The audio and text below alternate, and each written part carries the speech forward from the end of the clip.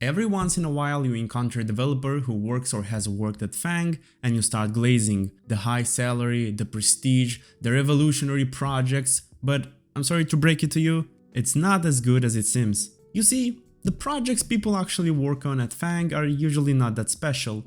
You won't be building the core engine of Google Maps or reinventing Facebook. Most likely you'll be stuck fixing buttons or rewriting buggy legacy code. At the end of the day, you're just a small cog in a massive machine. I mean, you could create something revolutionary, but the chances are way lower than you think. Yes, you're literally grinding binary trees during the interview just to change button colors for the next 2 years. But it doesn't matter, you say. At least I'll be working with the latest tech. Well, you sweet summer child. FAANG is packed with legacy systems. Most of them also use internal tools like Piper at Google or Mercurial at Facebook, which you'll never encounter anywhere else. These companies build their own solutions for everything. Build systems, CI/CD, databases, everything.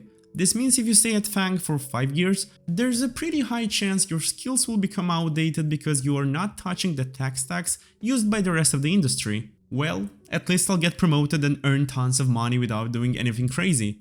Oh, at FAANG, you don't get promotions just for showing up like at most other companies, you have to earn it. And by earning it, I mean designing complex systems and writing endless documentation. The policy is simple. Any junior can write code. That's no big deal.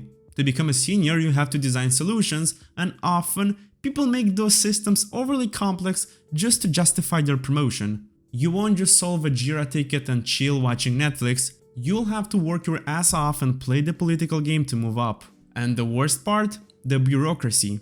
You want to ship a small change? Oh, no problem, man.